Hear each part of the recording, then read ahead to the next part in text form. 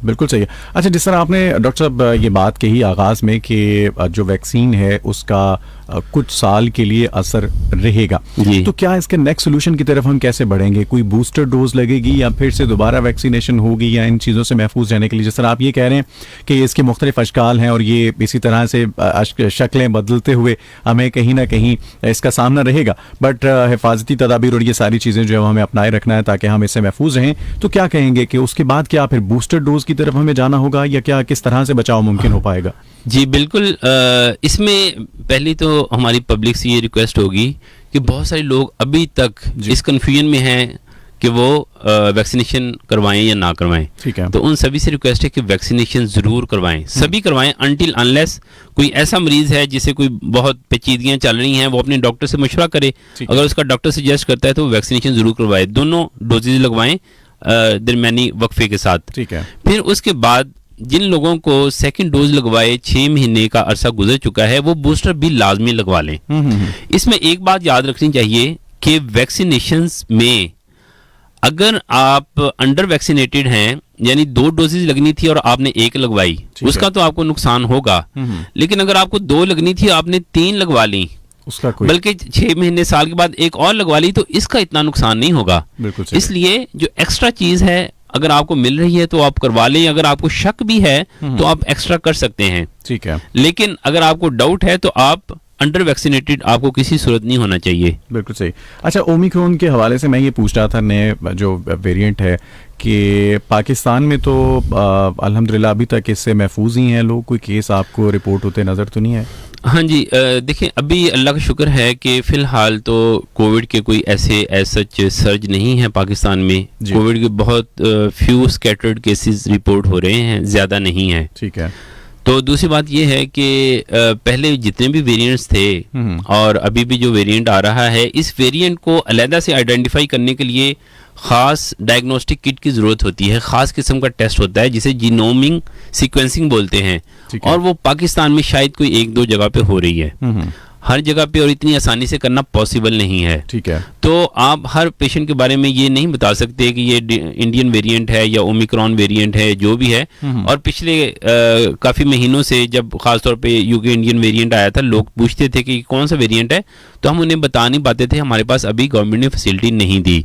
तो अगर खुदा, तो अब इसमें हमें फ़ायदा क्या हुआ, हम चूँकि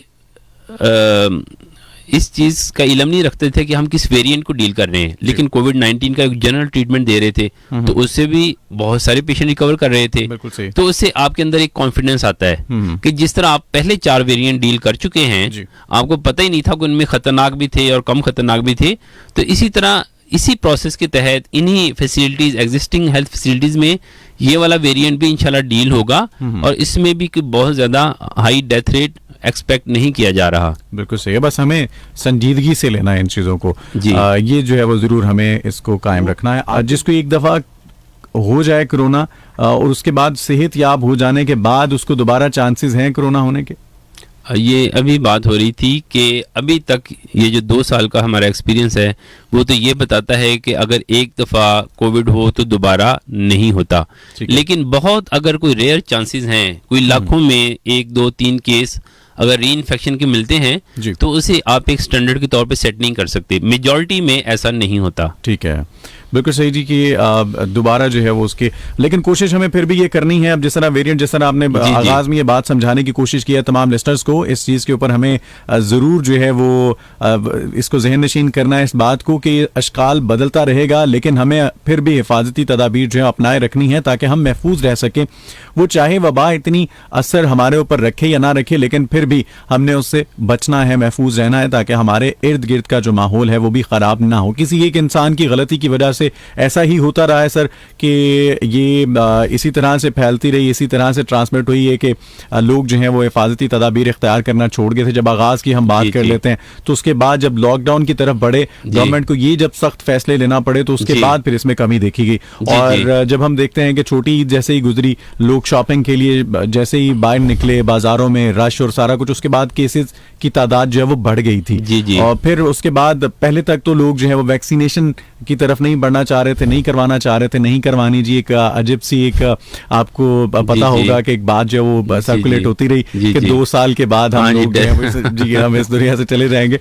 तो वो जनाब ऐसी बातों का, ऐसी अबहाम में भी लोग इसका भी शिकार रहे, लेकिन जो ही वैक्सीनेशन की तरफ बढ़े तो उसमें भी जो डेथ रेट है वो काफ़ी हद तक कम हुआ और उसमें कमी वाकई हुई। तो इस चीज़ को भी हमें जहन नशीन रखना है। जी जी जी बिल्कुल, आपने बिल्कुल ये सारी जो पॉइंट्स आपने हाईलाइट्स किए हैं, इसमें जितनी ज़्यादा एहतियात हो उतना बेहतर है जी। और एहतियात का दामन तो किसी सूरत नहीं छोड़ना चाहिए हमें। एहतियात से वेल नोन प्रोवर्ब है, prevention is better than cure. बिल्कुल सही। बजाय इसके कि आप इलाज के ऊपर लाखों रुपया लगाएं, परेशानी अलग से, आपके घर वाले परेशान, खुद आपको महीना 2 हफ्ते ऑफिस से भी छुट्टी पे जाना पड़े, तो इन सारी परेशानियों से बचने के लिए बेहतर है कि आप एहतियात कर लें।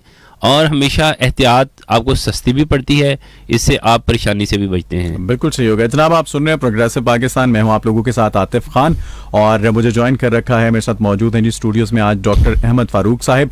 आज हम आपसे कोरोना के जो एक नया वेरिएंट है इसके ऊपर हम बात कर रहे हैं और हम जानने की कोशिश कर रहे हैं कि कितना ये ख़तरनाक है।